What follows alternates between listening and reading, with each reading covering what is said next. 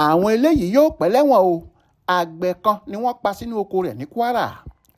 Ilé-ẹjọ́ májísírèètì kan tó fìlú Ìlọrin nípínlẹ̀ Kwara ṣe bùjókòó ti pàṣẹ pé kí wọ́n lọ ju àwọn afurasí méjì kan, Ṣẹ́gun Ọbátúnléṣe àti Ṣọlá Àjàyí, ṣàhámọ́ ọgbà ẹ̀wọ̀n títí tí ìgbẹ́jọ́ yóò fi bẹ̀rẹ̀ lórí ẹ̀sùn ìpànìyàn tí wọ́n fi kàn wọ́n. Àgbẹ̀ kan, ọ̀gbẹ́ni Wàsíù Jímọ̀, ni wọ́n pa sínú oko kaṣú rẹ̀ níjọba ìbílẹ̀ Ìṣin nípínlẹ̀ náà, léyìí tí wọ́n ní ó tako abala 17 nínú ìwé òfin ilé wa.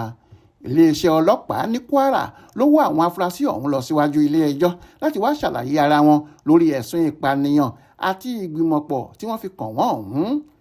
Agbèfọ́ba Matthew Ọlọ́gbọ́nṣayé sọ fún ilé-ẹjọ́ pé ọkùnrin àgbẹ̀ tí wọ́n pa yìí bá àwọn ọkùnrin méje kan nínú oko kaṣú rẹ̀ tí wọ́n ń jí kóró kaṣú.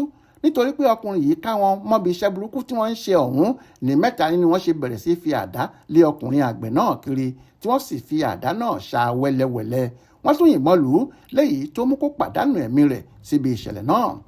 Ó tẹ̀síwájú pé ní kété tí ìwádìí bẹ̀rẹ̀ ní ọwọ́ ọlọ́pàá tẹ àwọn afurasí méjì yìí, tí Ọbátúnléṣe sì jẹ́wọ́ pé Àjàyí ló pe òun lórí fóònù pé olè kan ń lé òun nínú oko, tí ọkùnrin kan tí orúkọ rẹ̀ ń jẹ́ Ahmed, tí ìbọn wà lọ́wọ́ rẹ̀, sì yìnbọn sí Jímọ̀ nínú oko kaṣú.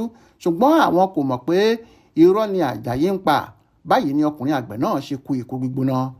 Agbèfọ́ba Matthew rọ ilé-ẹjọ́ kí wọ́n fi àwọn afurasí náà ṣàhámọ́ ọgbà ẹ̀wọ̀n títí tí ìwádìí yóò fi parí lórí ẹ̀sùn ìpànìyàn tí wọ́n fi kàn wọ́n, tí ìgbẹ́jọ́ yóò sì bẹ̀rẹ̀.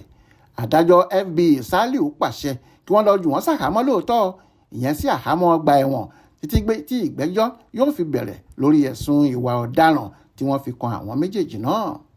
Ibrahim Alágúnmu ló ṣàkójọpọ̀ ìròyìn ọ̀hún fún Aláròyé Online Television.